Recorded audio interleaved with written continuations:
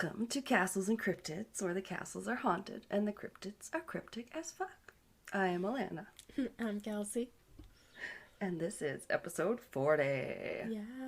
And we're back. 20.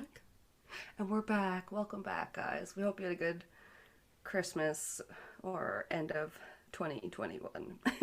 Yeah. Although, speaking of end of 2021, I heard some sad news this morning that'll be a week old by the time this comes out. But did you hear about Betty White? Yes, I was heartbroken. I was on my laptop watching something, and sometimes when I'm bored, I'll put it so it's half the screen, and I'll just be doing other stuff on the other side. And I literally went to Google News, and it was like, Betty White passed away. And I literally paused what I was watching and was just literally went to every single news source and everything for the next 10 minutes being like, no. Yeah, and especially in this day and age where sometimes you have to make sure it is real. Yeah. But once I saw someone post, I saw someone posted it on Instagram, and that's what I was on, and I was like, oh, they wouldn't have put it here. Probably if it wasn't true. So, and so rest close in to peace. her 100th birthday. Yeah, they're still gonna play her birthday special on I think it's the 17th. It makes me so sad. Yeah, I love her. Someone. Yeah, she was wonderful. But somebody wrote something that I thought that was cute. Was that she had perfect timing, and what a good day to go out when you'll have more people toasting to your memory on New Year's Eve every year than any other day. And I was like, that's sweet. Sweet but sad. It is, yeah. Rip Betty. She was the best thing since before sliced bread. Yep. I fell in love with Betty White watching The Proposal, I think it was. With Ryan Reynolds and Sandra Bullock. And he goes, to the window, to the wall. And they're out in the forest doing that dance. Oh. Yeah, she just nailed any comedic role. Yeah. So funny. I saw her in her classic Golden Girls, which was also brilliant, of course. I caught a few episodes here and there. And then my mom taught in Cleveland, so I watched her a bit on there. Oh. Yeah. Damn. She's been in everything. Yeah, she has. I was kind of shocked when I started looking up some of the stuff she was in, and yeah, it's crazy.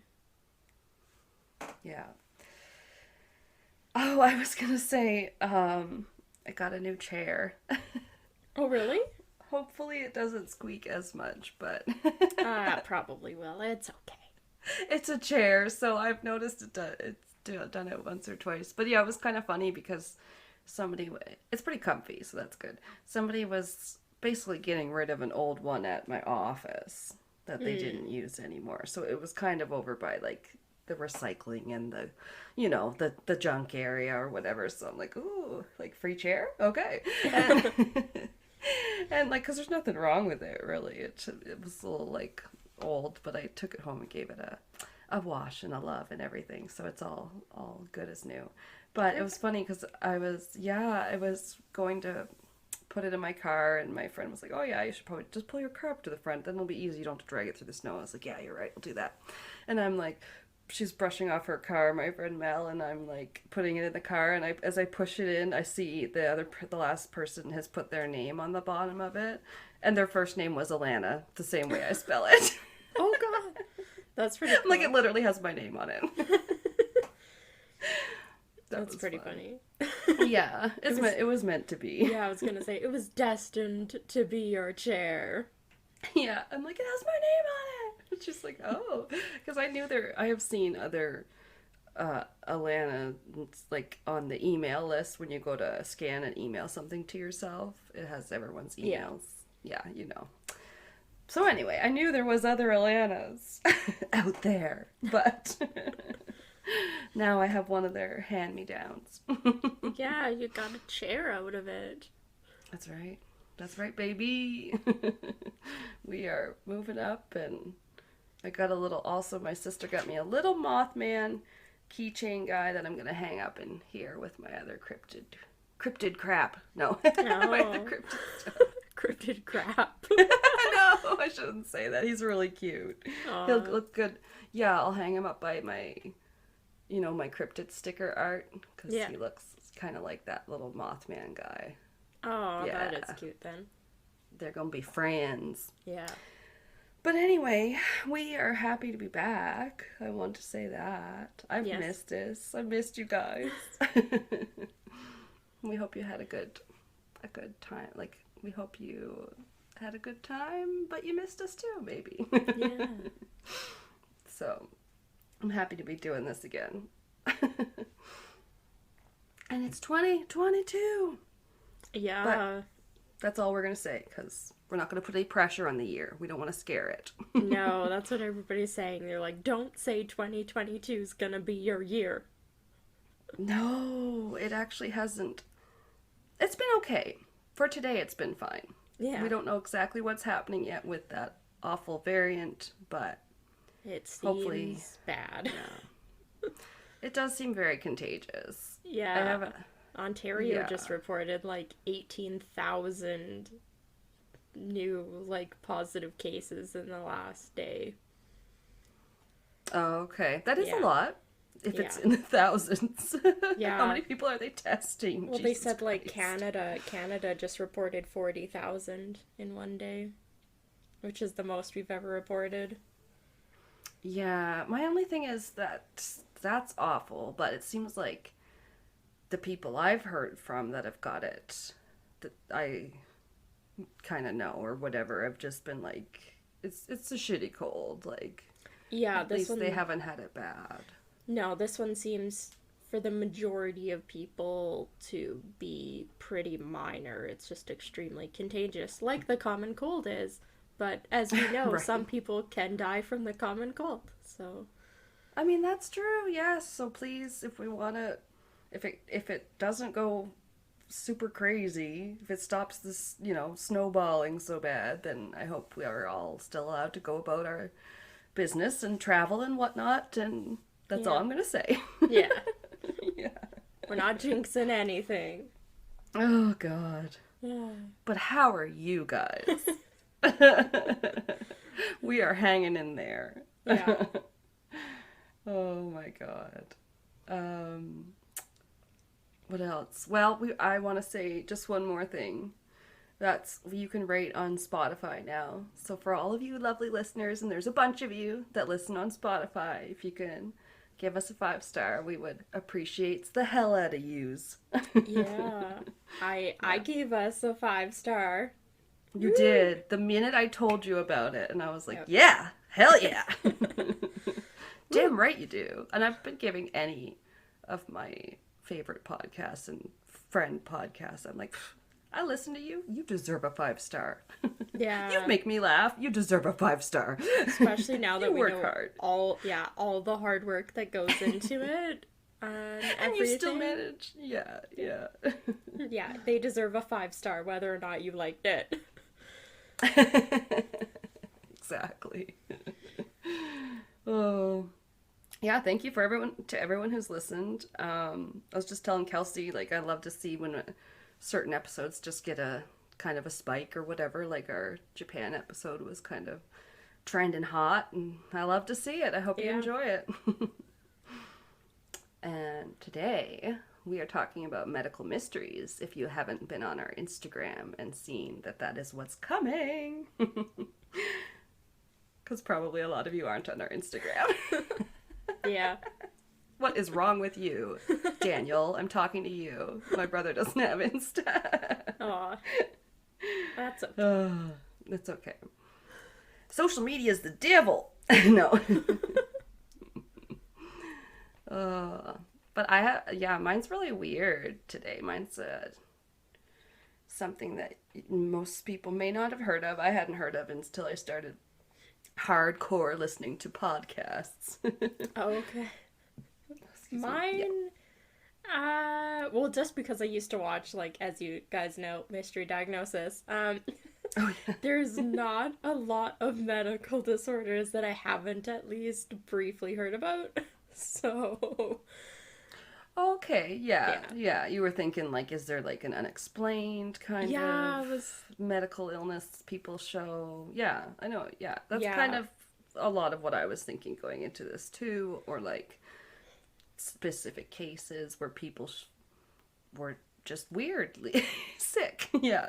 Yeah, so I just kind of picked one that I thought would be the suckiest medical mystery to have. I'll be honest. All Yeah, right. but who wants to There go are some first? bizarre ones out there. Sorry. Yeah. Um, I I think I want to hear about the sack. Okay. Yeah, because now you got me wondering what exactly makes it so horrible, and I don't think I'm going to be able to stop wondering until you tell me. You're gonna be so distracted if you're trying to do your own segment. Yeah, I want to know what it is so I can immediately start thinking if I have it or not. Oh, you definitely don't have it, because I feel like people that have it know they have it. Okay, So, that's good. I this don't need is another mystery diagnosis no. that I'm like, what does this mean? I'm lethargic all the time. I have it. Ah! I have seasonal affective disorder. I'm always sad in the winter. Ah! I got the sad. I got the sad. No, so this I probably should have looked up the pronunciation of it, but that's okay. It is called Pronounce away. the Aquagenic Urticaria. Urticaria? Ooh. Do you want to try and guess what it is? Yeah, I do, because my guess would be they have some sort of aversion to water.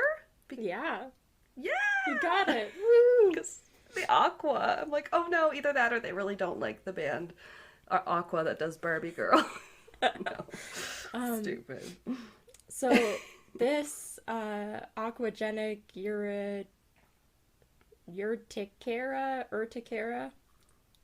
Such a weird. Aquagenic Urticaria. Okay, no, that sounds Uh, like a word. yeah, A medical word. it's very medical wordy. I'm not a doctor, but I play one on a podcast. So it's kind of in the realm of having an allergic reaction to water, which Oh is no. just. This is why I picked it, because honestly, that's just the fucking worst. Really though, I love being in the water, Yeah. everything to do with water, things that are made with water, drinks. Exactly. So this. Swim like a fish, drink like a fish. No. Well, I used to be one of the ones that it takes me a while to get into the cold water, like in the ocean and the lake and yeah. stuff. But once I'm in, I don't get out for a Yeah. long time. Yeah. So in this like condition, it has a few different like subcategories, and some of them are actually allergic reactions, and some variations of the condition aren't actually allergic reactions. Interestingly enough. Okay. So in this, when you have an allergic reaction, your immune system, just in general, releases things called histamines as a response, and they're bodies that are sent by kind of your immune system to fight off a harmful substance. Okay, And that makes sense. These histamines Yeah.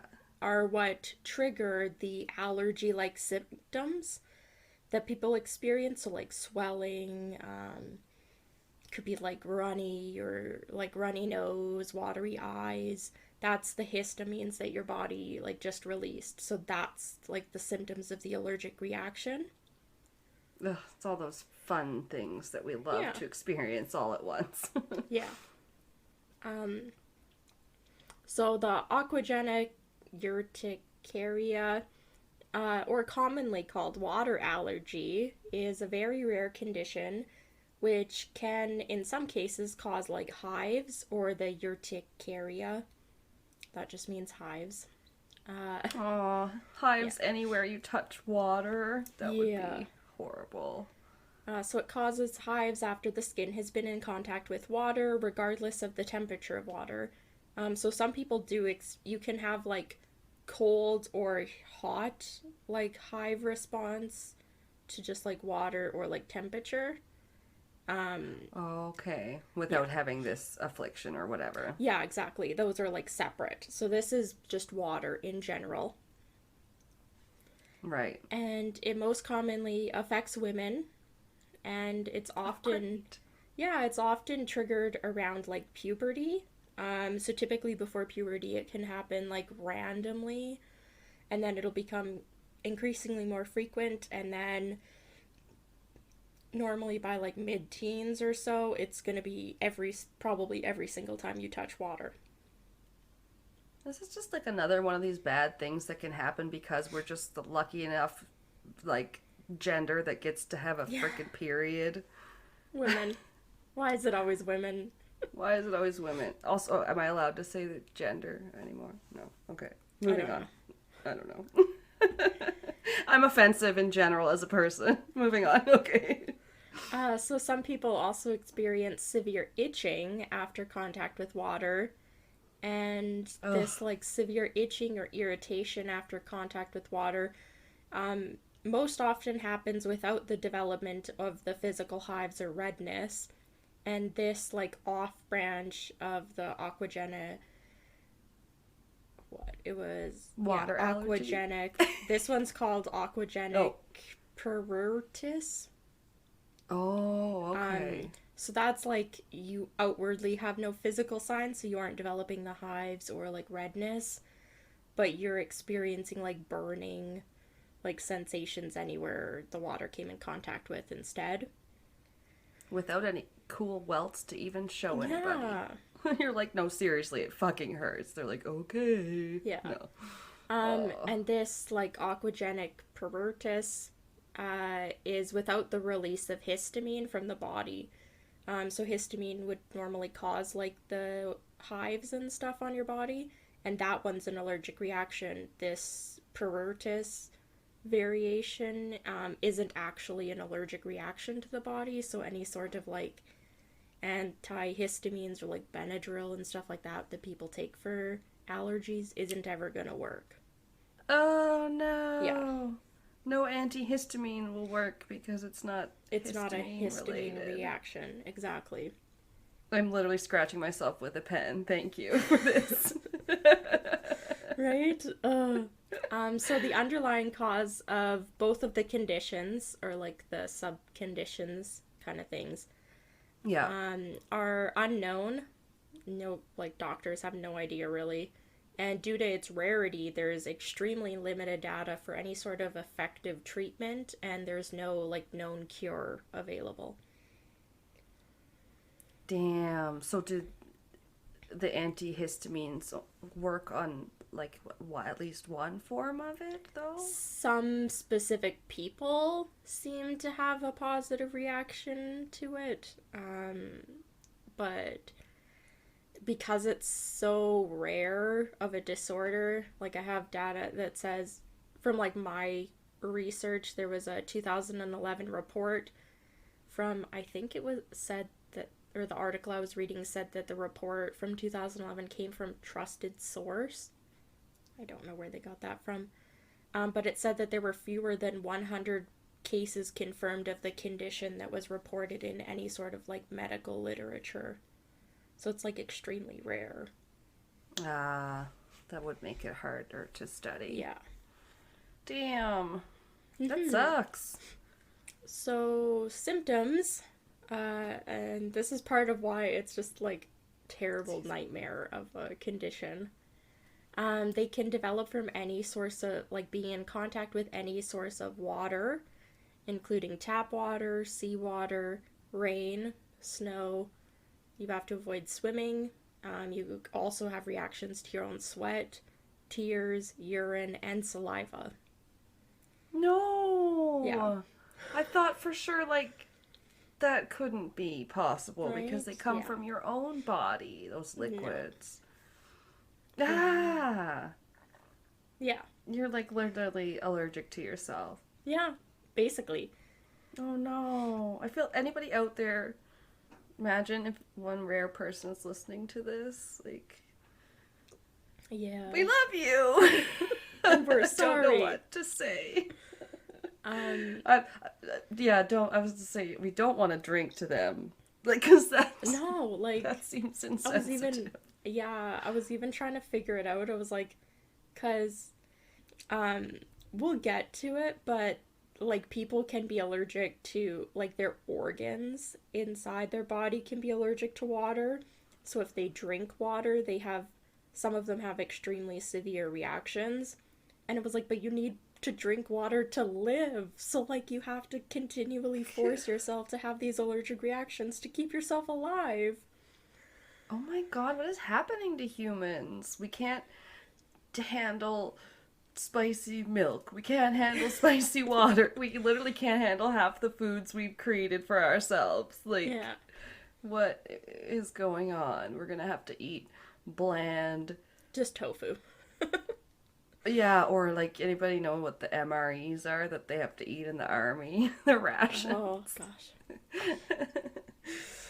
I hear they're pretty bad. I think I tofu. had one of them one time in like it was either in school or like Girl Guides. Nice. Yeah. Probably where they're like, by the way, this is something that you could be eating in this job someday. Yeah. So going on with symptoms. So symptoms can include, as we talked about, like reddening of the skin, burning sensations. Your skin could develop like lesions, welts, or inflammation. Ugh, Yeah. it's just relentless. It's like, dude. Yeah. Everywhere, every kind of water. Yeah. In severe cases, some people also experience allergy, as I mentioned, within their organs, and this can make drinking anything that contains any amount of water very painful, and can, in severe cases, lead to difficulty swallowing. They could experience wheezing and difficulties breathing. Oh my God. Mm-hmm. Like, how are we gonna keep them hydrated? Right? Like, I don't know. Could you do like an IV of like saline directly into their vein? I don't know. Right. It's like the condition I've heard of too, where you're like basically allergic to sunlight. Yeah. You ever heard of that? Yeah. I thought that sounds was the awful. worst until I had heard about allergy to water, and I was like, okay. Yeah. That's a would you rather question right there. Would you Yeah. rather be allergic to water or sun? Yeah. But don't fucking throw food in there. That is just insane. Yeah. Oh my God. I so would kill myself. And no. Anyway. So hives can develop anywhere on an individual's body, but commonly develops on a person's neck, torso, and arms. So once the water source is removed, the rash or itching or like burning sensation typically fades within 30 to 60 minutes, which is fairly good news because it's extremely painful. Wow. But some people do experience longer symptoms, which we'll get to. I did find a girl that's quite popular, and she has been documenting her water allergy for like the last 4 years, and her trying to get treatment and stuff. And she kind of went viral for posting a video a few times online of what her routine is like trying to like have a shower or bathe when she's allergic to water, and just how severe her reaction is to it. Yeah. No, that stuff it's really cool in a way because it can help people that are out there that might be going through the same thing. Yeah. Wow. Yeah, because you can imagine when you can't shower because you have like something's in a cast, your leg, your arm, or whatever, and you gotta like wrap it up in a bag and like keep it out of the. Not that I've ever broken anything, knock on wood, but I've seen it happen. So. Yeah, exactly. Yeah. So for causes, as I kind of mentioned before, none of the conditions are fully understood, but doctors do kind of have two working theories with what's causing these like allergy-like reactions. So Okay, sorry. I'm like literally gonna sneeze because we're talking about stuff. I think it's just Allergies. like, Yeah. ah! No, but my allergies have been acting up the last day or so. Yeah. It's fun. It's the weather, I'm sure. Yeah. So they do believe that there's possibly a substance that was dissolved in water that is entering the skin and triggering this immune response. In this theory, they're Oh, believing that the hives or like burning sensation is not caused by the water specifically, but rather a reaction to something that's inside the water. And what I found online was people talking about like the chemicals that they use to like treat the water in like tap water and everything nowadays. Is somebody could have right. a reaction to that and not necessarily the water, but that would kind of negate the fact that it's rain, snow, like their Right. own It might, urine, like their own right. sweat. It might not explain the more severe cases, but Yeah. that sounds super plausible to me because people can have pretty sensitive skin. Yeah. My skin can be really sensitive to really fine particles, like not necessarily dust, but more like sawdust and things like that. Mm. And then that can make me just touch it and break out in a hive there. Oh It's wow. weird. Yeah. Yeah, I have reactions to like highly like perfumed like hand creams and stuff like that. Ooh. Yeah. Yeah, definitely. That can bother a bunch of people. Yeah. The other working theory that doctors kind of feel like is plausible is that there's an interaction somehow between the water and a substance that's found on or in the skin of these individuals that's actually generating a toxic like material or substance that's then leading to the development of hives. So interesting. Yeah. There's one case that I thought of covering for this that's actually ended up, she became dubbed the toxic lady because of Oh like yeah. fumes and stuff that was That lady in coming the off her. hospital. Yeah, nurses were like almost getting sick. I'm sorry, Mm-hmm. I almost thought it was kind of a like one that I've heard a few times, so that I Yeah. thought it might be almost a well-known one. But let me know if you guys want me to cover the toxic lady. We will do it. I heard what was it that was talking about her and they actually like went to the hospital and like talked to people that were there or like interviewed people and then interviewed like people that had done the like audits on the hospital and they kind of boiled it down Oh. to a combination of her coming in and the fact that there was like really poor hygiene in the hospital at the time or something and that there was like possibly a gas leak and it was causing people to have like the vomiting and passing out. Yeah. Sounds like one of those explanations they come up with that just to make people shut up. Yeah. Yeah, I'm like that sounds very like a perfect combination storm of stuff happening Right. at the exact same minute. Yeah. Oh yeah, yeah, yeah, yeah. We not to yeah, banter this word around too much, but I hate when people just are like, "Well, what could it be? Just mass hysteria." But Yeah. I'm sure we'll get to it in my case, so Oh, that's all jeez. I'll say.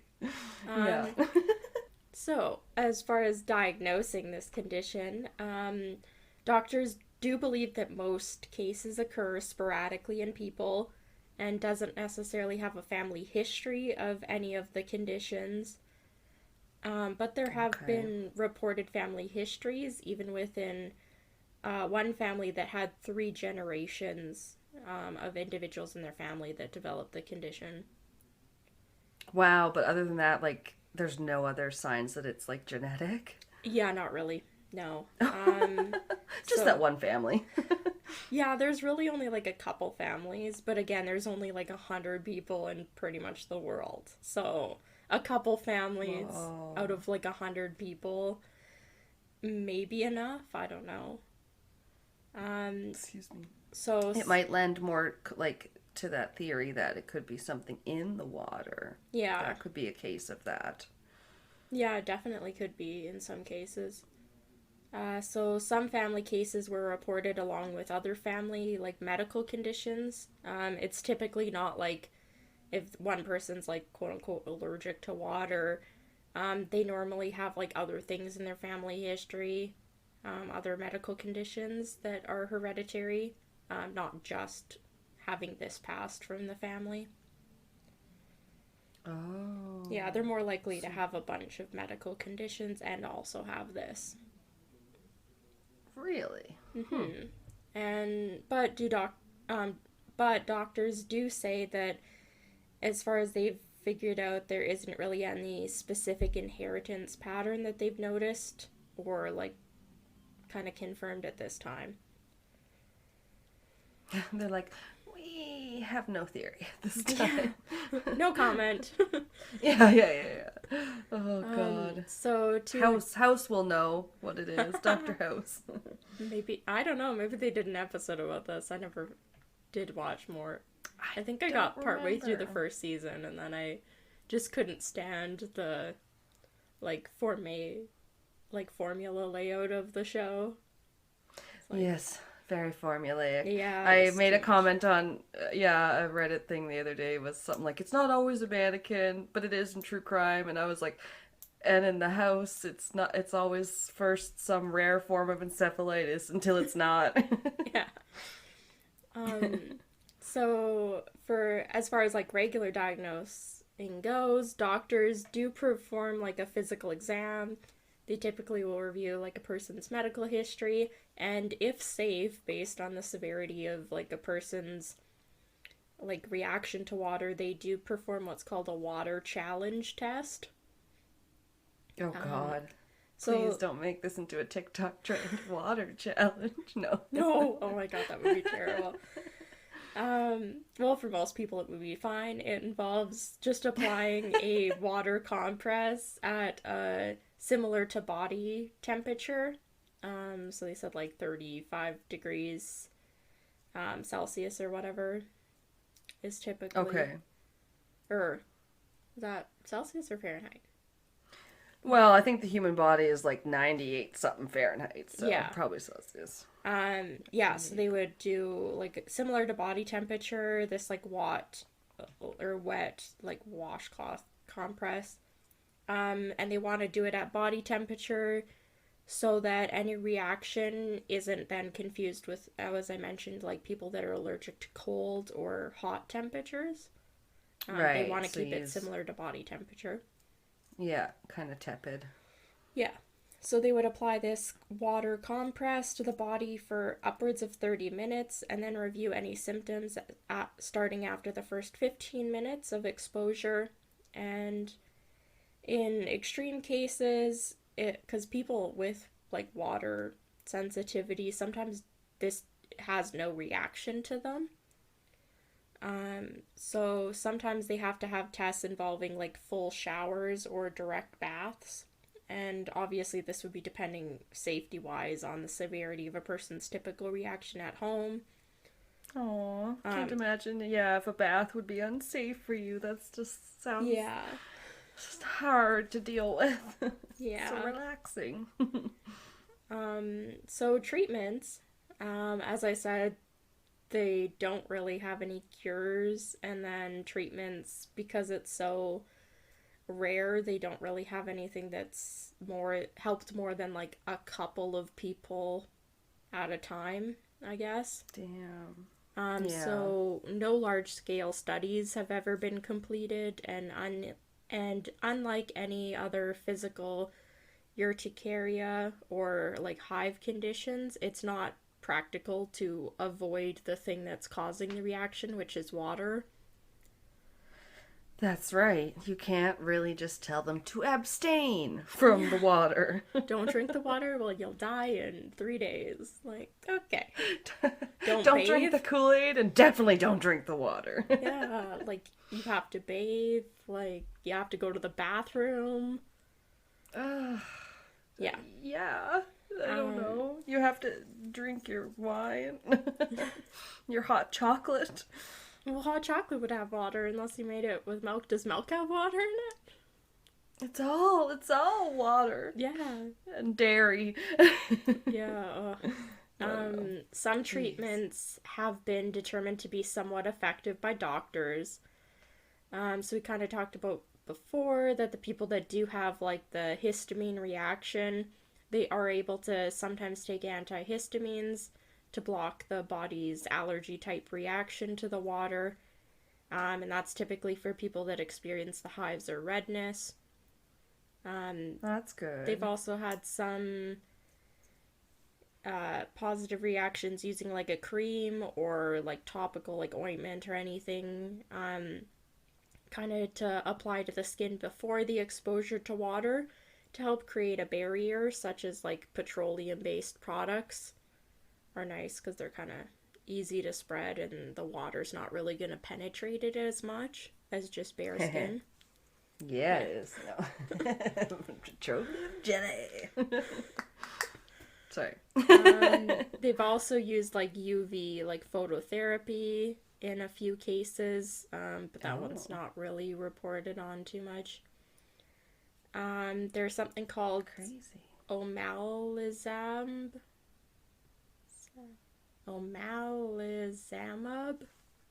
and that's an injectable medication that's usually, oh my god, I can't talk. That's typically used for severe asthma and has been tried successfully in a few cases. That's kind of cool.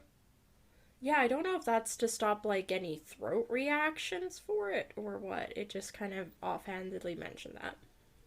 Right, and it doesn't say like what type of medication it is. Like I've always had asthma since a little kid, so I've always had like puffers, or sometimes you have an at-home thing that's like we always just called it a mask, but it's like a nebulizer, and it would like almost like an oxygen type of tank sort of thing where you'd put it over your face and you breathe into like the good fumes that would open up your airways for like 20 minutes or whatever.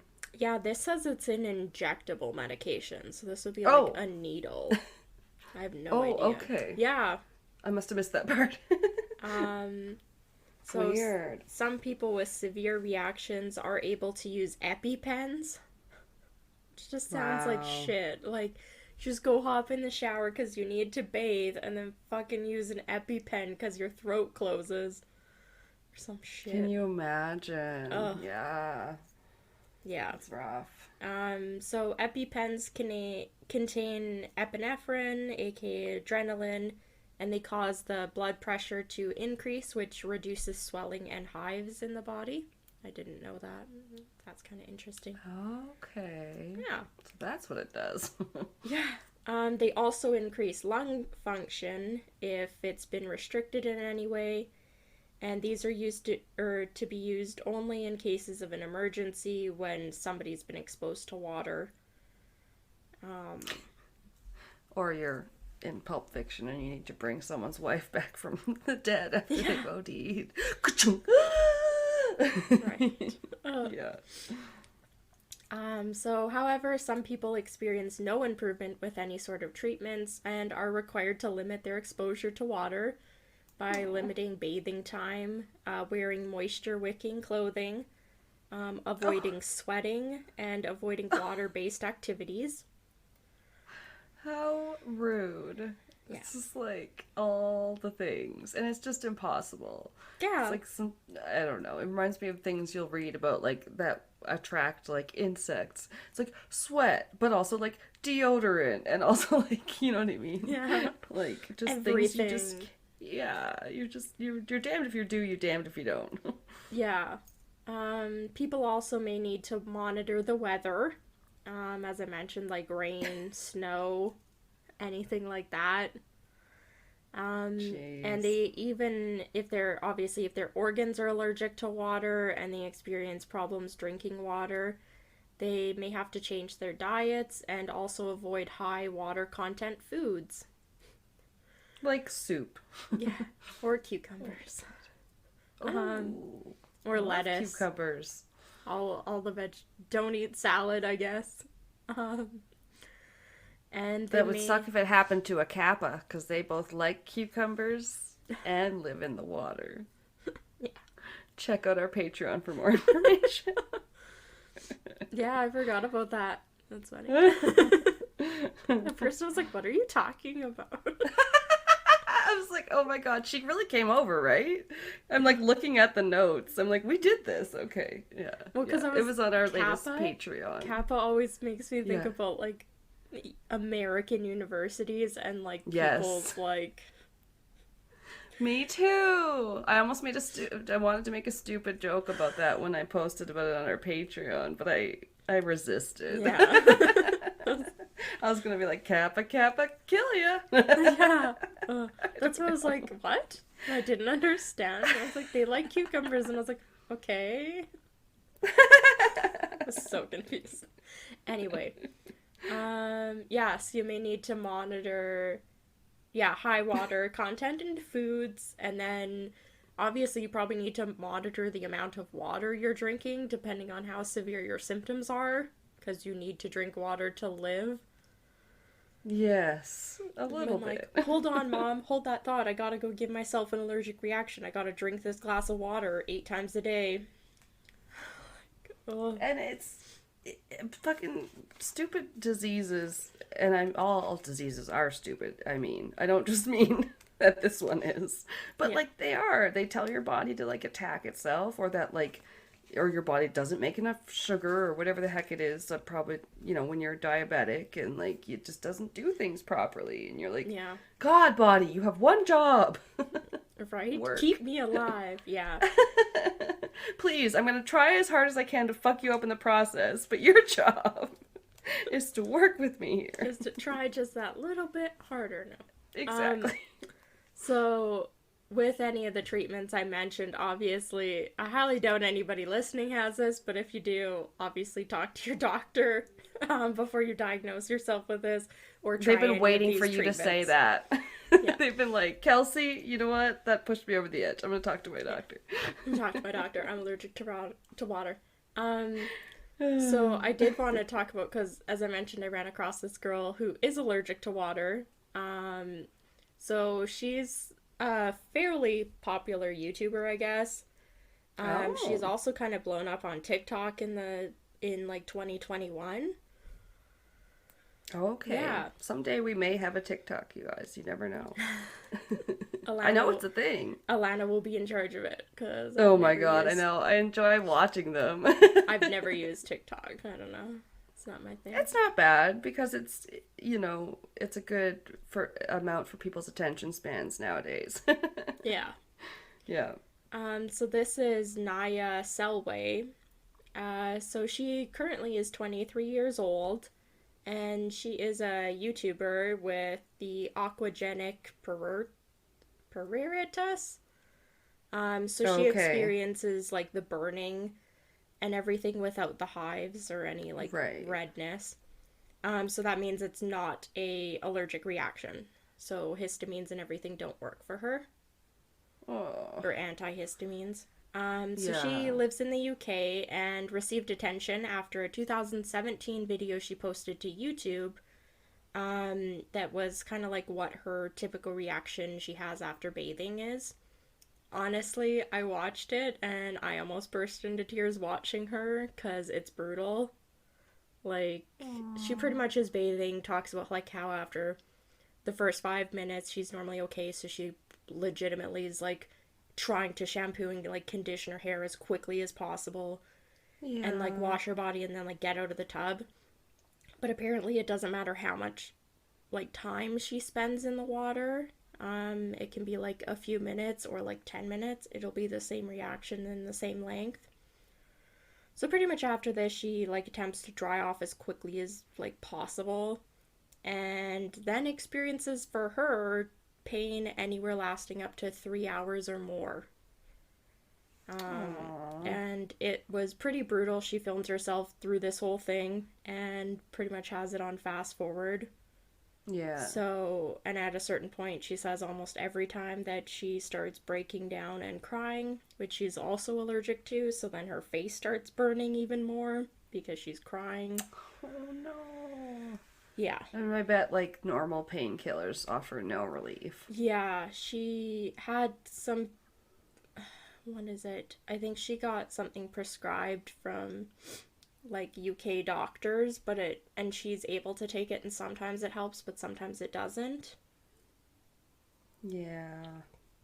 That sucks. So while she doesn't experience the physical hives or redness, she does experience severe and debilitating pain and itching that lasts around 3 hours or more after she's exposed to water. She did talk about how the fact that her organs aren't affected, so she is able to eat and drink normally, at least. Oh my gosh. Yeah, that is a small relief. Right. So she explained on her YouTube channel that she would have occasional reactions when she was younger, and when she hit puberty it became more severe, and she was able to receive a diagnosis from a doctor, but has not had any relief from really any of the treatments, and she hopes one day that she can outgrow the condition.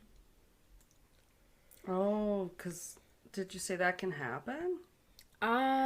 Not really from what I saw, but I don't know, maybe in conversations from her doctor. Yeah, hopefully. But I do have some quotes from her. And then on our website, I will post a link to her YouTube channel and the video you can watch. Oh yeah, I can give her a shout out in our Instagram too. Yeah. Because I'm sure she wouldn't mind the, linked or whatever to her. Mm-hmm. Yeah. Yeah. Oh yeah, these are the quotes. It says, quote, I cannot, this is her talking about going to the bathroom. So it says, I cannot go for a wee without having an allergic reaction. She said in one of her videos, I have an allergic reaction all over the back of my thighs and my bum, and it travels all the way up my back almost every single time that I go to the toilet. So that is at least 4 times a day, and that's on a good day. Sounds awful. Whoa. But, okay. So it doesn't affect her organs, but it moving in her body causes her pain on the outside? Yeah. Because she's obviously not, peeing all over the outside. Unless she's really messy. But but the little bit that would be in contact with her on the outside would be enough. Oh, sure. Yeah. Or yeah, exactly. Even any little dribble you had down the leg, if that happened. Is she from the UK? You said a wee. Aww. Yeah, she's in the UK. Oh, I'm totally. Oh, I love their accents. I'm gonna check out her channel for sure. So she also talked about how she has to avoid the rain, which makes it difficult for her to leave her house on a rainy day. And says, quote, whether I take an umbrella or not, whether I take an all-in-one waterproof wetsuit, there is absolutely no way for me to step outside the house when it's pouring with rain and not get a single drop of water on my skin, because that's all it takes. Also, I don't know if she talks about this, but sure. Other things in life that she might want to do later, get pregnant, that seems like it would come with so many complications. She'd have to pee more and all sorts of things. Yeah, I don't know. Yeah. I don't know for that. There's a lot of fluid involved. Yeah, there's one thing I ran across, and I didn't really keep it in my notes because it wasn't talked. I got most of my information from the rarediseases.info website, then Wikipedia, then healthline.com and health.com, and then her YouTube channel. But one article I saw written about her said that some doctors believe that this water allergy may be a part of blood or bone cancer. And it was just kind of thrown in there and nothing else talked about it. So I have absolutely no idea. Yeah, sounds like they don't have any clue either. Yeah, that was just randomly offhandedly put in one of the articles I read about her, and I was like, oh, okay. It's one of those, hopefully the more things bring the light to it, it'll help. I'm not saying our little tiny podcast and it's, 5 to 50 listeners are going to help, but it's something that's been a good side effect of COVID, is that a lot of research has been done to lung scarring and long-term lung conditions and stuff. So, I've read some positive things like that, helping, that you wouldn't think of, a pandemic helping or anything. Yeah. So this last quote I have from her says, quote, "It's about adjusting and it's about staying strong and it's about using this horrible, horrible experience and this immense challenge to make myself a stronger person and to use it as something to make me grow." I Aw. did want to mention she does have like currently a GoFundMe running. She doesn't make very much money from her YouTube channel. And she has exhausted like all treatments available in the UK from the like National Health Services, which is their like public health care. Oh, okay. So she has a GoFundMe going, which I think is just under £20,000. Like that's been like donated so far. But she does have her goal set to £250,000 because she is seeking medical treatment at a private clinic in Germany that specializes Okay. in the conditions of like water allergies and stuff because Yeah. she's exhausted everything that's available to her in the UK. And she does post regular updates and day in the life videos and to her YouTube channel as well as TikTok, and explains in detail because people are after her about this money and being like, "You're a YouTuber," and like all this stuff about why she's asking like people for money. And she explains that the money is required because she's been unable to work due to her experiencing symptoms starting from when she every time she went to the bathroom. She said that was kind of like the tipping point where once that started, you go to the bathroom at work and you're in pain for 3 hours straight isn't really like conductive to you keeping a job, I guess. So she Sounds hasn't been able very to, difficult. yeah, she hasn't been able to work for a number of years at this point. I can't believe people would even question why she would need a GoFundMe. Yeah, Like, like after the knowing. stupid thing people donate on GoFundMe anyway, but she does like I looked at her GoFundMe and she regularly posts pictures of her pretty much like classifying her own, like it'll be a letter from her doctor and she'll have like blacked out certain things, but you can read the entire letter and it literally like lists the price of her procedures and like invoices for it or quotes for it and Hmm. stuff. So she's very open about where the money's going and everything. So, yeah. Wow. What's her YouTube handle or I name think again? it's just her name. It's Naya Selway, Niahselway. Cool. Yeah. I'll check her out. But she's currently 23. I did see, because she in 2021 kind of blew up again, as she did in like 2017 when she posted the video to YouTube. She posted like a two-part like TikTok series about her trying to take a shower and what that was like last year, and it got like 5.8 million views between the two of them on TikTok. So she started being Wow. interviewed on like a few like morning news shows in the UK, which I think helped a little bit. But yeah, Yeah, that's cool. Yeah, no, or like sometimes those things will get highlighted on other websites like yeah, BuzzFeed and whatever. but Oh, yeah, crazy. so this is just That's a good one. I think that that really fit with because you were kind of saying like, well, I don't know if the assignment was whatever, yeah. I thought it was this fit. confused about the assignment because I'm like, it's a supernatural No. episode, and mine isn't like supernatural. It's just doctors haven't figured it out yet. I have like the same problems when I'm trying to like make sure that I'm doing the right thing and Yeah, for what we're talking about, and then I'm like, no, we don't have to like be so. That's exactly the kind of thing I was thinking of. It's something that's perfect. basically it's a basically a medical mystery to the doctors. You know what I Yeah. mean? Like they don't know. They can't find a plausible or good enough explanation of it. Just Mhm. yeah, no, that's one of those weird Yeah. fucking diseases. And I just feel out of like as they talked about, like, any other thing where you experience, like, allergic reaction or, like, hive reaction to, like, you can normally at least semi-avoid it. Like, it could be inconvenient for you to avoid it, but, like, day to day you can probably avoid it. But, like, you can't avoid water. Like, you just, when you have that severe of a reaction that even drinking it, like, you can't avoid it. You have to drink water to live. Like, that's just it. Yeah, and it's the other kinds. They're definitely normalized to, like, oh yeah, don't bring peanuts into the office or whatever, and people are totally like, they get it, and they do that because they realize it's going to save someone else a lot of grief. Yeah. But there's no saving these people, unfortunately. Don't bring water. Don't bring water. Don't shower. Don't use water.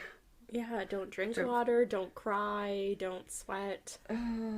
Like, how you couldn't even work out, like, honestly, like, even just basic like that, like going to the gym or like walking on a treadmill would cause you to sweat. Like, that's what I'm saying. It's kind of like the thing with the things that attract mosquitoes. It's like, well, soap, yes, but also sweat. So, like, you, no matter which one you choose, it's the same thing for this one. You either shower and then you're in pain, or you, like, don't shower and then you're sweating and you're in pain. Like, yeah, oh exactly. And then you smell and you're in pain. Like, oy vey. Yeah. That's a rough one. Yeah. Our heart goes out to these people. Yes. These, like, makes me feel 100 lucky. people in the world. We are sorry. Yeah, and it makes me feel, like, grateful that I am healthy. Yeah, she did talk about that on her thing, and it kind of stuck with me because I had a shower earlier and I washed my hair, and she said in one of her videos that she wanted you to think of her next time you got into a shower and you were so comfortable, like, taking a bubble bath, or, like, your shower was so nice, and just think about, like, if you had that and it led to, like, 3 hours of, like, debilitating pain, where, like, she says she, like, wishes she would die for 3 hours straight every time. Yeah, it's complete opposite for someone like my man Pat. He takes a bath to help with his back pain. So he'll take a bath to be more comfortable for several hours. So if that was taken away from him, that'd be so hard.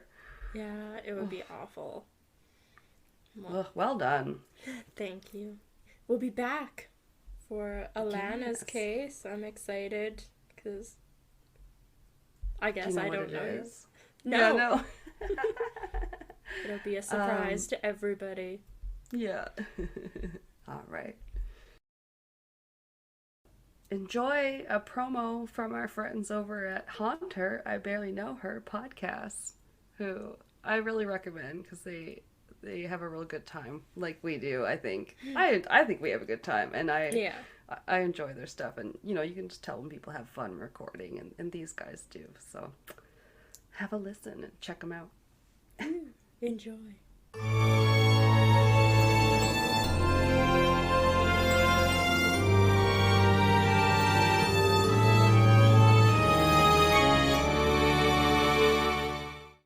Do you like stories so scary that you can't sleep for 3 days? Do you like exploring the supernatural? Do you like spooky bitches? If you answered yes to any of these questions, we've got the podcast for you. Haunt Her, I Barely Know Her. Hosted by me, Zoe Knowlton. And me, Katie Groves. Together we take turns trying to scare the bejesus out of each other. But it's probably just going to be me that gets scared, to be honest.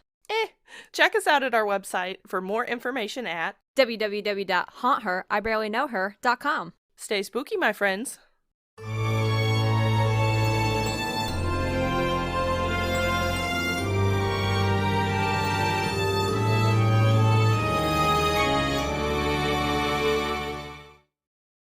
Well, welcome back, y'all. Y'all come back now, you hear? And you did. We also want to remind you guys that if you have any listener stories, just meaning any spooky stories that you personally have, that you can send them on over to castlesandcryptids@gmail.com, because we would love to have a listeners episode pretty soon. Yeah, that would be very cool. I love hearing listener stories on any podcasts. They're always so interesting because you're just like, okay, like these are like the real deal. You know, it's not like going to the movies. Yeah. I don't know. Yeah, it's just creepy because they're real and they're like so specific. Like when someone like sees a dead loved one or something, you're like, ah, that just made that story like so specific to them. Like, I Yeah. don't know, just so real. It's so relatable, I guess. So did I tell you what I was covering for this? No. You just said something about possible mass hysteria, and I can't remember what you talked about at the very, very beginning. It's not like I'm just gonna like cover the term mass hysteria or anything, but it definitely is gonna come up with this or play into it a lot. And you know, I think it's an interesting concept, but also that it's mostly used as like a lazy person's excuse for an explanation for things they don't understand. Yeah. Most often. I'm going to cover something I heard about on a couple different little places, but before listening to podcasts, I had never heard about it on any like TV show or anything. But it is pretty recent, so that kind of makes sense. So this is about... Yeah, sorry. I'm excited. When you said mass hysteria, and then you had heard about it a few different places, I was like, are you going to talk about the dancing plague? No, but they do call that... That's one of those things they like to put down to mass hysteria, which is like, how is that an explanation? Yeah. So like, just a bunch of people start dancing in like the 1500s until they like literally drop. Yeah. And people are like, oh yeah, they just must have all gone crazy. No, I saw something recently that they were talking about. They thought it was a type of mold that was growing on their wheat and everything that they were using for like alcohol and bread in the town. Isn't that what is actually attributed to a lot of the witch trials and stuff? That, I think so, yeah. Yeah, that plant. I can't think of the name of it. But, see, I don't like it. I think a lot of times, and I think I have a little bit in my stuff where I was just going to mention how, like explanations like mass hysteria often to me feel like a person's way to not have to investigate something further. Yeah, that's true. I don't know. So this is about something that's called Havana Syndrome. Havana Syndrome. Does it take place in Cuba? It does. This is where it all began. Ooh. But not that long ago, because I said it wasn't that old. So this, from what I read, probably the earliest was in late 2016 to early 2017. Really recent then. Yeah. Maybe there's some earlier stuff, but this was the earliest that I read about that they had reports from. So yeah, as of this recording, within the last 5-ish years or so, because oh my god, it's 2020 now. I know. I'm trying to think when I said went it's to 2020. Cuba. No, it's 2022. There's too many twos. 2022 is so hard to say. I don't want to be back in 2020. I take it back. Ah. The time gods are going to get me now. The time police. No, I'm trying to think of when my family went to Cuba. When did we go? Yeah, we Canadians have been allowed to go there for a long time. We didn't really have any. I think we went in like 2017. Oh, so wow. it would have been like right around this time, so this is interesting. Yes, these earliest reports were from late 2016 to early 2017. Interesting. It was mostly American diplomats at first that reported this. What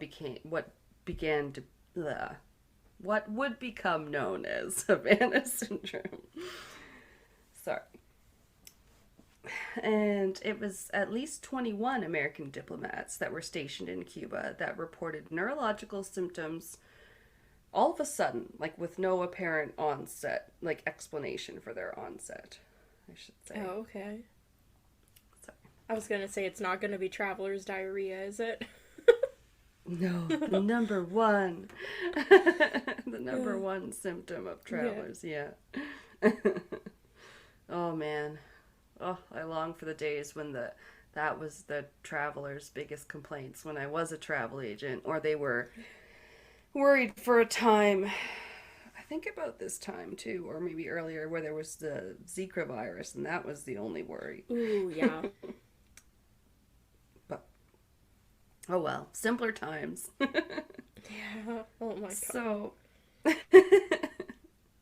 so these Americans, the American diplomats, were experiencing symptoms like headaches, nausea, sometimes hearing loss. And some actually reported hearing a high-pitched sound, like a high-pitched whine, that one person likened to or described as being caught in an invisible beam of energy. So, I don't know about that. That feels like. But some described it as an audible, like this is a quote, audible or sensory emanating from a distinct direction. Okay. Well, most people didn't probably describe it quite that robotically. Scientifically, yeah.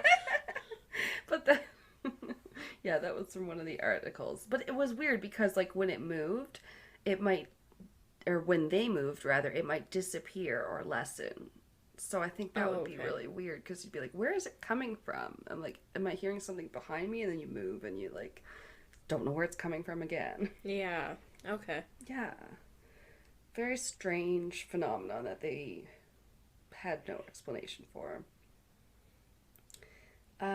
Others likened it to the sound that air makes inside of a car when one window is partially rolled down. Oh, that's annoying. I was going to say, yeah, that does sound irritating, right? Like, yeah. It's not a great sound. Sometimes it lasted 20 seconds to 30 minutes. And sometimes the diplomat themselves would feel it, but no other family members that were in the room with them. So it was probably like took a while for these people to report, I think, at first, because it's just like random stuff that, like, if I just had like a random pain in my leg or something, I'm not going to like call the doctor. I don't know. But either immediately or in the days following these strange occurrences, the affected people were to experience, quote, neurological impairments, including disorders of balance, sleep, vision, hearing, or cognition. So, very strange. Yeah. It sounds so weird. It's kind of bizarre. But yeah, we have there's a little bit more, I guess, I have on it. I'm like, what am I trying to say? So, because these were American diplomats, obviously, they did eventually start getting some of these reports to their superiors that they're, like, having some medical distress and weird shit going on and noises. So, in response to what the Secretary of State, Rex W. Tillerson, said were health attacks, the Trump administration withdrew all non-essential personnel from the U.S. Embassy in Havana and kicked out a number of Cuban diplomats from Washington, D.C. Oh my god. Yes, of course. Well, Fuck they did Trump. think it was attacks. Yes, and this was, I guess he just got in late 2016. I believe that was when he was elected. Yeah. He's hot to trot at the time. Anyway. But it did seem to me like investigations into it were sort of slow. But I also think, they probably didn't know what to believe or what they were dealing with. They were just like, a couple different, like maybe a couple dozen, basically, diplomats are reporting this. So it's like, okay. By January of 2018, the Associated Press reported that a non-public FBI report found no evidence of an intentional sonic attack. So they're like, no, we don't think this is any sound waves. What? No, I just picture somebody like parked in a weird van across the street, just sending like radio waves at a building, being like, "I'm attacking the American diplomats." It's Well, just so weird. Like, it'd be easy for a lot of people to swallow, though. Like, I was talking about this a little bit to Pat beforehand, and like he's obviously ex-military, but he's definitely, no stranger to conspiracy theories either, like me. And so he's like totally like, yeah, I could believe it was attacked by someone for sure. Why not? Kind of thing. I think it was more I don't know. I feel like stuff like that is more often going to be something that they're probably communally eating on a consistent basis. Right, because of the proximity and just... Yeah. Something like in the food that they're being catered at the embassy is like being fucked with. Right, it's not always the most sinister explanation. Sometimes, like, what do they say? Occam's razor, it's the most simplest. I'm sure they don't say the most simplest, but most smartest, as they say on Wine and Crime. Yeah. It probably doesn't help, I wrote, that the CIA never really wanted to reveal the names of the people affected, even to the FBI or the State Department. And reports of conflicts stymied the investigation. Yeah. They don't want to talk to each other, not the other departments, see? I don't know. Yeah, it's gonna lead nowhere then. It's like, great, okay, now we're never gonna know anything. Yeah. So now, about 5 years later, as we're speaking, writing all this, more than 200 U.S. government officials around the world have claimed to have experienced Havana Syndrome. So it has happened again, according to my research. And next I have where it's affected some people that aren't American. So Canadian diplomats.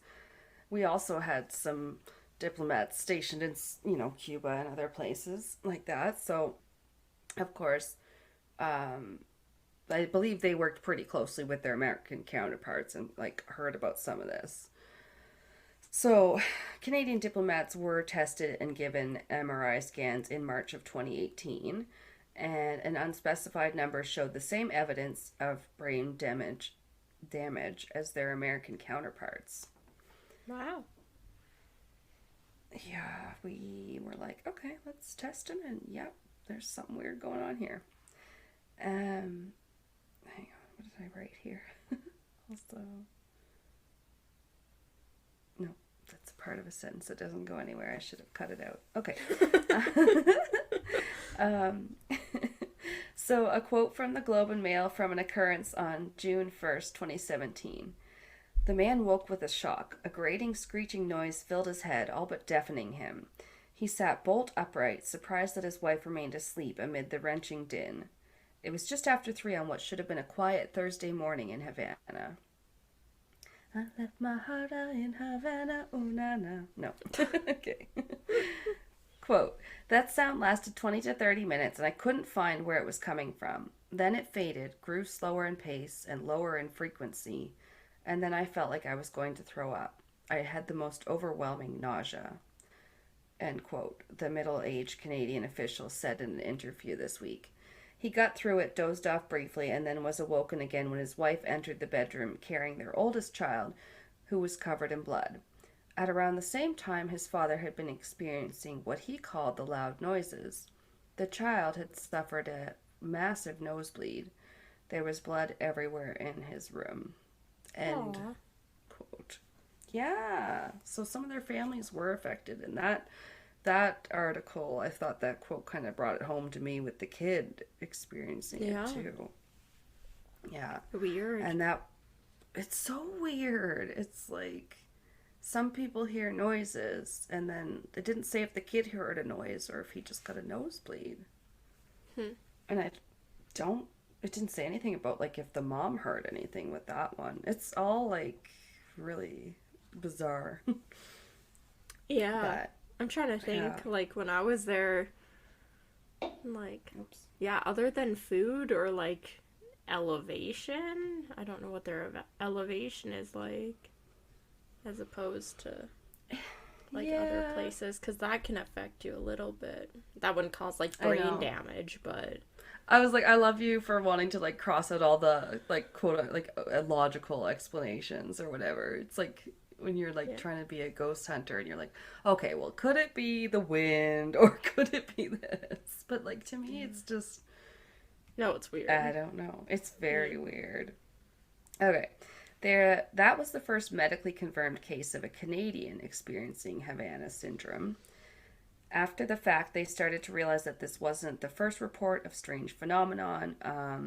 Upon like talking to the rest of them, they found out that for about 4 months prior to that, at least 4 families on the Canadian embassy staff had,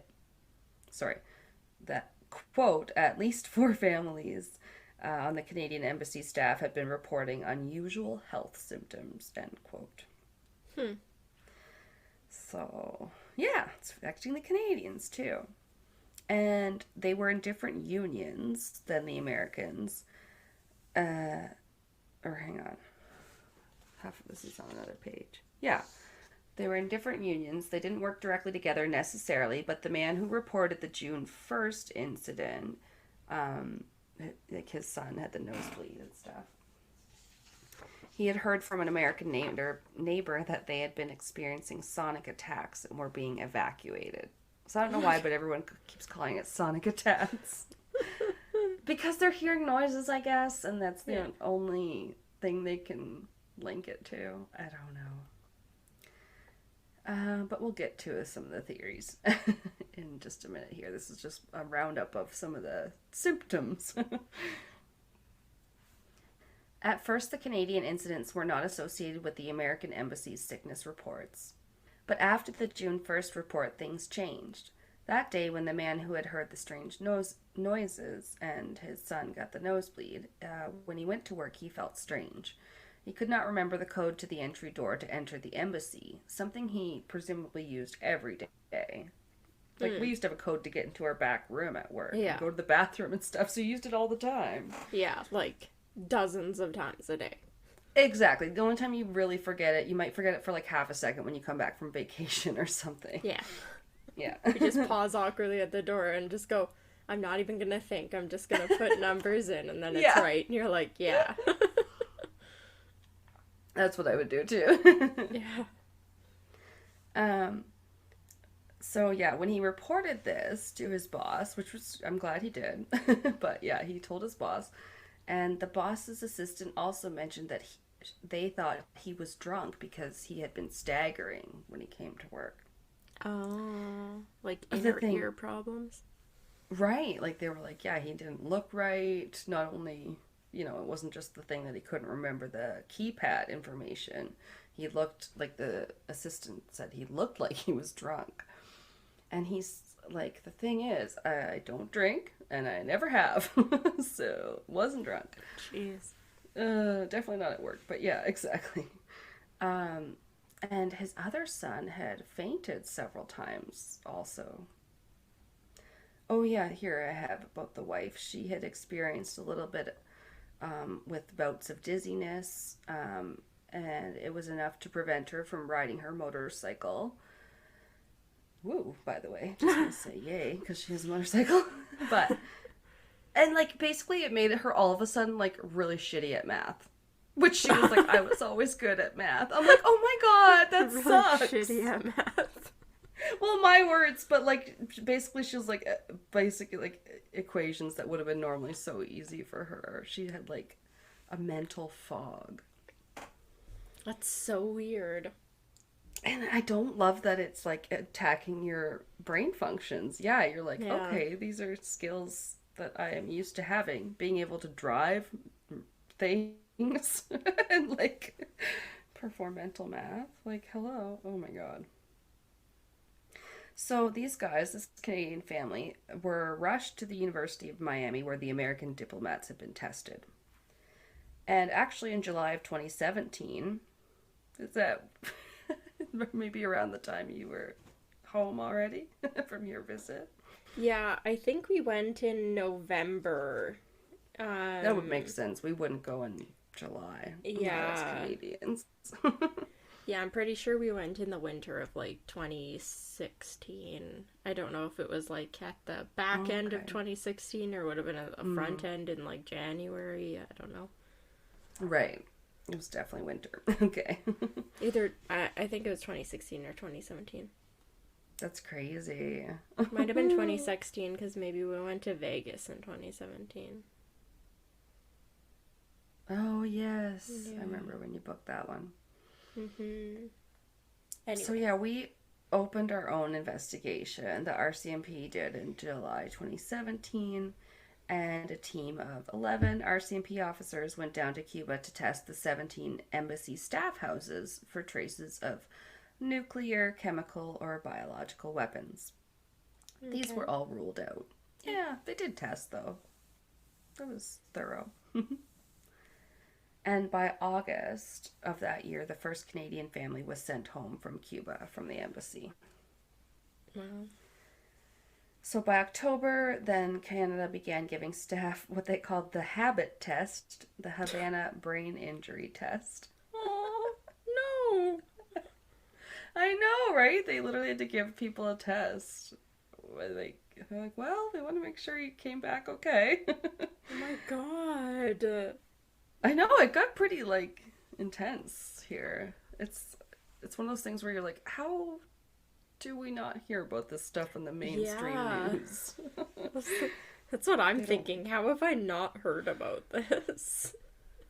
Right? Why is it only when I listen to things like paranormal podcasts and things that talk about quote-unquote conspiracy theories that I hear about these normal, like, things that have been investigated by my country?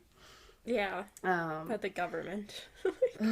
Yeah, no doubt. My next point is by spring of 2018, Global Affairs Canada ended family posting to Cuba and withdrew all staff with families as more cases materialized. As of when this article I had read, which was published in December 2018, so yeah, still 3 or 4 years ago now, but at that time, 9 Canadian adults and 4 children had been diagnosed with the brain injuries, as they called them. Wow. Yeesh. Yeah. So, you might be asking, what the heck is Havana Syndrome? And why does it only affect certain people? But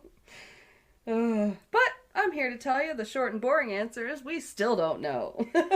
Yeah, because they keep withdrawing everybody. They do. Well, it's like with your case, there just wasn't a big pool either. Yeah. Which is like good, but also it makes it really hard to figure out. Yeah. Yeah. So in 2018, there was a study performed and published by a Douglas H. Smith on 21 of the original Diplomats affected. And Smith was the director, or I believe is still the director of the Center for Brain Injury and Repair at the University of Pennsylvania. Smith's team found signs of brain damage, but no indication of any head trauma. So they took to calling it the Immaculate Concussion. Oh my god. Which reminded me of the Dyatlov Pass incident, and also something I would love to cover on one of our paranormal mysteries episodes, because that also had weird sort of internal damage that wasn't explainable on the outside. So everyone was very skeptical at first, said Smith, and now everyone agrees there's something there. But they don't know what. All I can think of for, like, brain injury is, like, a parasite or something. Because, like, you can get the parasite in your brain from, like, undercooked pork and stuff. Right, like, is it some and it's, weird like, shit like affecting on the inside, but not on the out. I would feel like that would fit.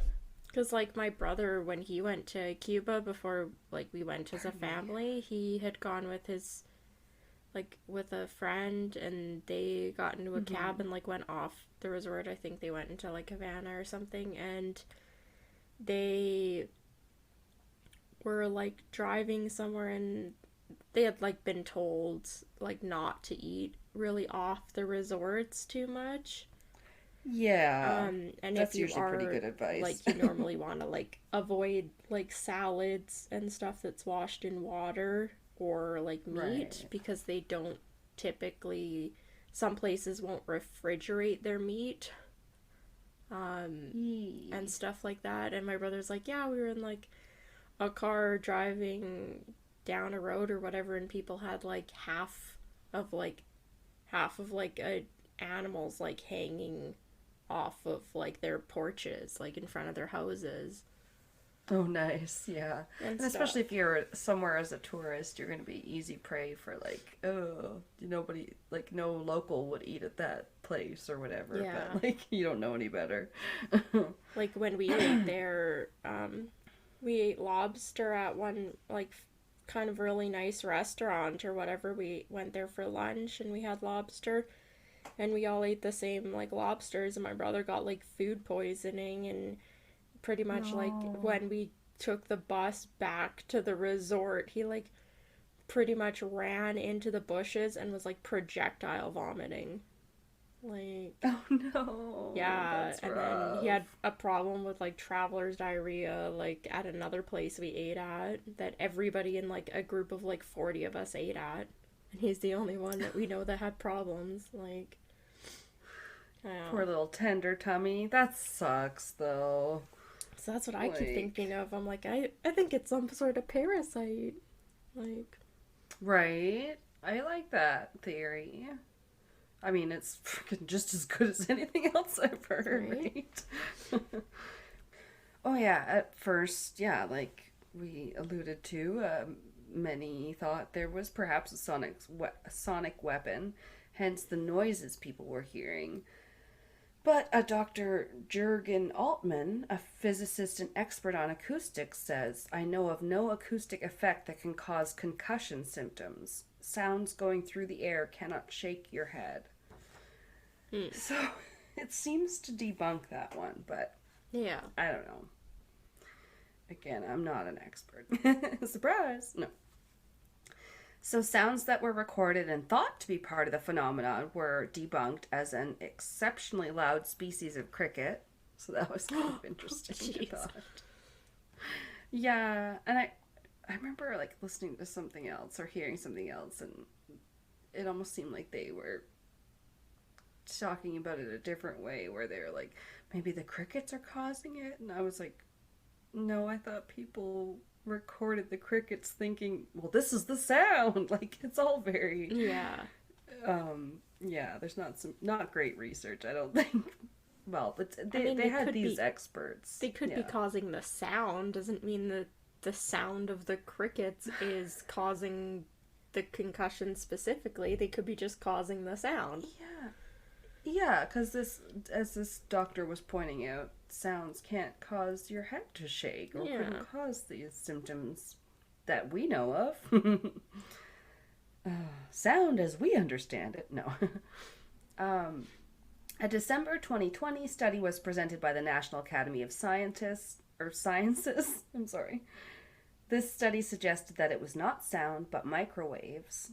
Oh God. So, well, It's you the know, Wi-Fi. some people think they're allergic to Wi-Fi. I joke that I'm allergic to technology, but Pat has a tendency to agree with me when I pick up the remote and it won't work for me, but it will work for him or whatever. God damn it. Some point to the Fray Effect. So in the early 1960s, Alan H. Fray, a neuroscientist, documented that microwaves could trick the brain into hearing sounds that do not exist. I mean, I had to put it in there. It was interesting. I was like, I don't know. Microwaves tricking the brain. I don't understand microwaves, but I don't know. I don't think they could necessarily do that. But apparently that discovery led to a quote, arms race of sorts between the Soviet Union and the U.S. to create microwave weapons. Ian Boyd, a professor of aerospace engineering, wrote, "It's plausible that at just the right wavelength, an electromagnetic beam could be projected over hundreds of yards to create the symptoms seen in Havana Syndrome incidents." So, possible, I guess? Yeah. As he says, plausible. Continuing the quote, "If this is the case, it's likely that these beams are interfering with the electrical functions of the brain and the central nervous system." But, like, why wouldn't it be impacting, like, residents and tourists and, yeah, everyone? I guess it's continuing the theory that it's a targeted attack, yeah. But how would I you don't know. contain it? If you're sending it over hundreds of miles or whatever you just said, how would you contain that? Right. And then, yeah, to their next point. However, quote, "The State Department has stressed that each possible cause remains speculative, and no such weapons ever been found." End quote. "Many scientists argue that the microwave weapon theory is implausible. While the U.S. military has tested crowd control devices that use powerful microwaves that can travel long distances, they are exceedingly large and work by heating people's skin from the outside in. A microwave Ew. weapon..." What the fuck? I know! Fuck the U.S. You're just microwaving people on Why? the street. I'm gonna Why cook does your anybody skin. test this shit? Oh my god. You're Yeah. cooking people alive now? What It the fuck is would. wrong That's with what they're you? saying. Terrible. Yeah. It's bullshit. It's like, It's a microwave weapon capable of injuring the brain. If it could be concealed, would presumably first fry the victim's flesh. oh. So it's probably not microwaves. That was a quote right from the New York Times, by the way. You're welcome. God. Okay. So, still others assert that these reports show insignificant brain damage symptoms, saying that the tests performed to judge their balance, hearing, memory, and other cognitive functions were skewed, and that they showed results in a normal range. So, I don't know. I don't know what kind of tests we are using to judge this, but some people seem to think that maybe we're blowing it out of proportion a little. I don't know. It doesn't sound like the, oh, I had a brain fart, like, moment range. If you forget how to math. Like, Yeah. like, just math in general. Oh, God. Yeah. It's not like you forgot, like, a word and it's on the tip of your tongue. Like, you forgot how to do math. Right. And when I forget a word, I'm like, well, I do drink and smoke, so it's probably my own fault. But yeah, this is scary. So, here we go. My favorite. The theory of mass psychological illness, aka mass hysteria, and sometimes referred to as functional illness, apparently. Oh, never They just heard that like before. to give it all sorts of names. Yeah, I hadn't heard that either until I was doing this research. What was I saying? Sorry, I'm really sorry. They're saying it's a psychiatric illness other than an organic disorder. I'm having a hard time reading my own notes. They say that people can experience sickness brought on by a perceived threat. So, like, yeah, you're so scared you are making yourself sick, I guess. Which you can do. I do believe that, but I don't love when they say it's a whole group of people doing it together, like it's this contagious thing. No. Yeah, I hate it when they just say mass hysteria, or sometimes when it's just a very small group, that's when you'll hear, folie à deux, when it's like one or two people, because they're saying, oh, it's one or two people experiencing the same psychosis. Yeah. And I'm like, that's just lazy. Because other than that, they have like no other explanation for mass hysteria and all that. They're like, well, we don't know why it happens, but Yeah. Or how, or ugh, bothers me. So, a little bit more. I have a Robert Bala, professor of neurology at the University of California, who said that such illnesses have occurred for centuries and continue to occur on a regular basis around the world. He said, for example, as telephones became widely available at the turn of the 20th century, numerous telephone operators became sick with concussion-like symptoms attributed to acoustic shock. Oh, okay. If that's true, I didn't know. Like, that they didn't, like, maybe experience symptoms just getting used to telephones. Acoustic shock. I just can't imagine, like, any volume of anything near your ear giving you a concussion, though. I can see it giving you hearing loss or, like, ear damage or inner ear damage or whatever, but a concussion? That's right. That's, like, physical damage coming from a physiological. That's your, like, brain literally moving inside of your freaking skull. Like, yes, at a very fast rate. Like, I loved when they called it the immaculate concussion, because I'm like, whoa, yeah, they're, like, seeing evidence of trauma where there's no outward trauma, and that's weird. Yeah. You think, like, all the people that go to, like, heavy metal concerts would all have, like, immaculate concussions then. Oh, exactly. The DJs, hello, they listen to fucking music so loud all the time. Yeah, like, what's so weird. No, and it's not, like, something like the CTE or whatever that they get from football, you know, things where you're, like, have repeated trauma or concussions to your head or whatever. Sports. You know, sports. I clearly understand them very well. But, just one of our other experts said, I wince when I hear the word psychogenic, says John Stone. Cool name. A neurologist at the University of Edinburgh. It creates a false impression about what these disorders are. They're like depression or a migraine. They happen in that gray area where the brain and mind intersect. So I guess he's more on the side of it's a mix of psychological and physical. Yeah. So there's a little bit more that I have on more of the symptoms, just because it's so varying from person to person, it seems like. Mm-hmm. Yeah, there was a Tina Onifer, a career foreign officer stationed in Havana in March 2017, and she said she was washing dishes one day when it hit her. I felt like I was being struck with something.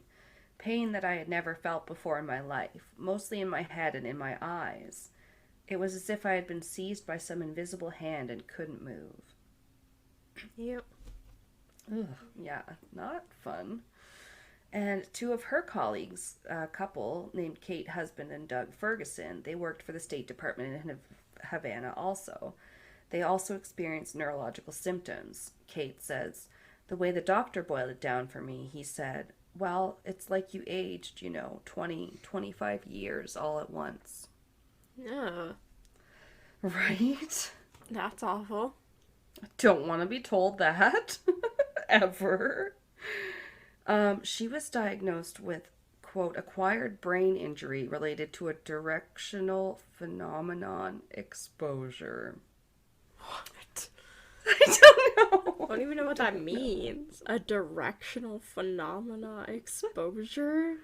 I don't think they knew what to call it. It's what it sounds like to me. But yes, that's what they apparently said. Acquired brain injury. Okay. And a number of those who have suffered Havana Syndrome have been treated. That's some good news. At Walter Reed National Military Medical Center, where they treat soldiers who have brain injuries from bombs in combat. It's true. I'm a diplomat. I sat at, like, an embassy, and I need to be treated as if I stood next to a bomb explosion. Isn't that crazy? That's They did wild. not sign on for that. No. Oh my god. They brought their families with them. They clearly didn't sign up for that. No.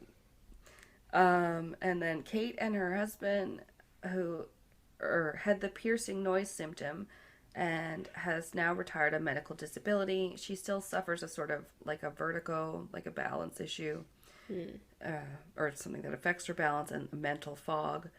The cognitive issues are multi-layered. Some of it is executive functioning, as they put it. They said I had a real deficit. Now I live with a notebook, a calendar that's open in the center of my space at all times. End quote. Aww. But they continue to advocate and speak out for other victims, so they're trying to help. I like that. And it's actually getting more exposure nowadays, I think, because there have been more cases around the world. And of course, now we're talking about it, so clearly there are 5 million listeners will hear about it too. Our big platform. With our white privilege over here. No, just kidding. I'm woke, you know. But no, it's been detected in other places, which I thought was interesting.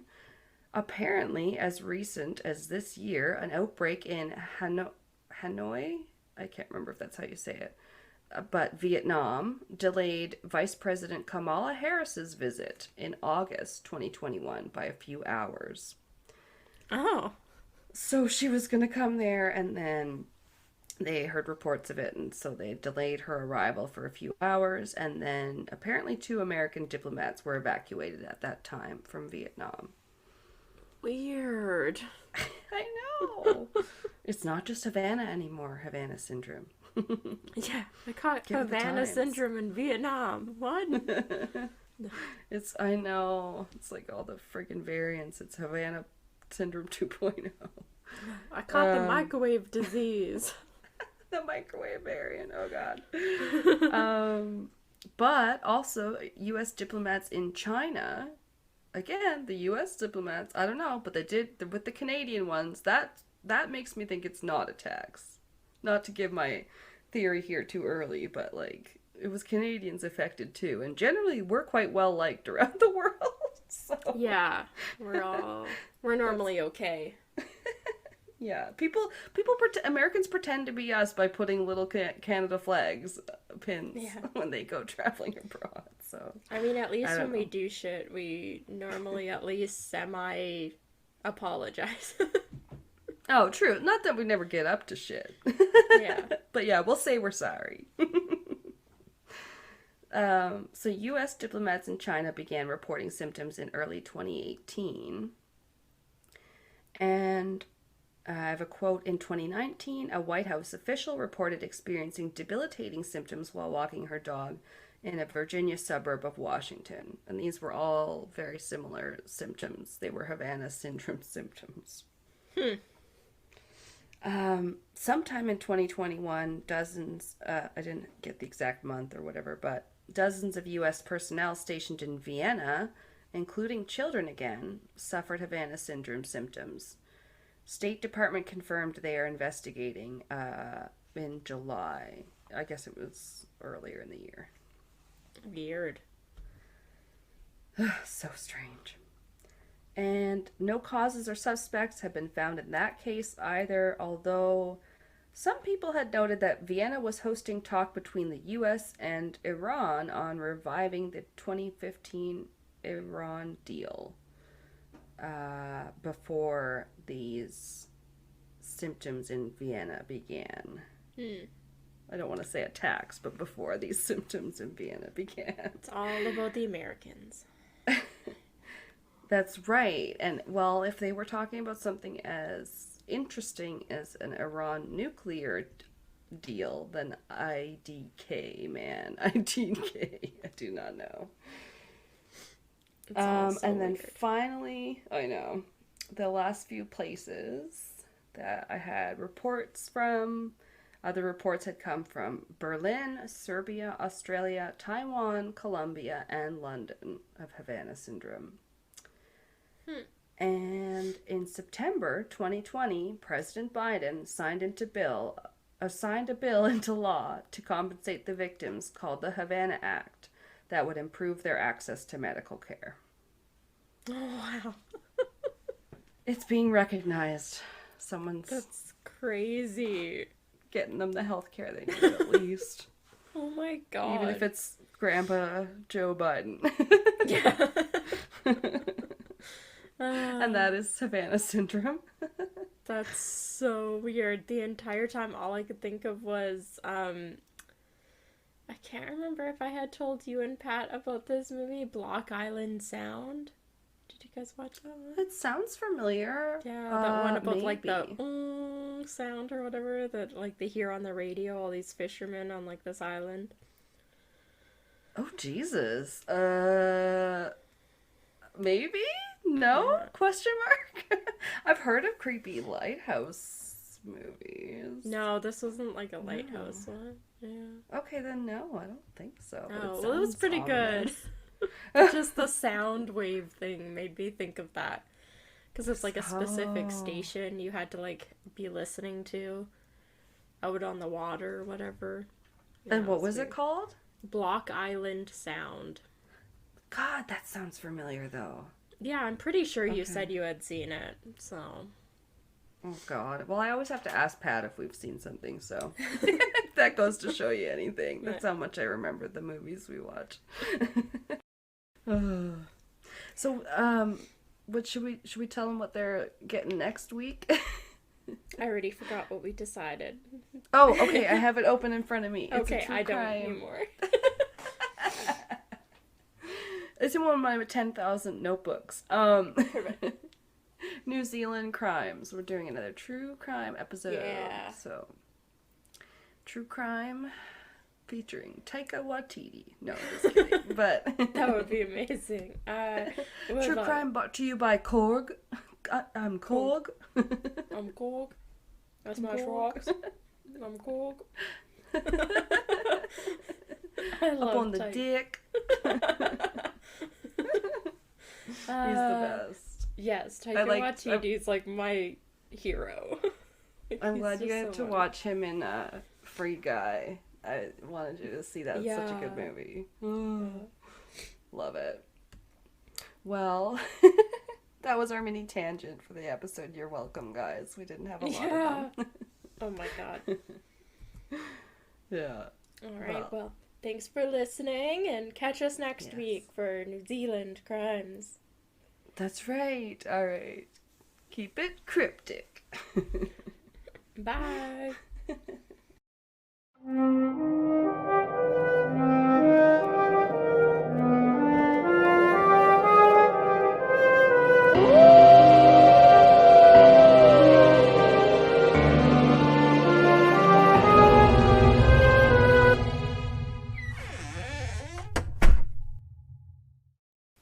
This has been Castles and Cryptids. You can listen to our podcast on Spotify, Apple Podcast, Google Podcast, Anchor, Breaker, Pocket Cast, and our YouTube channel.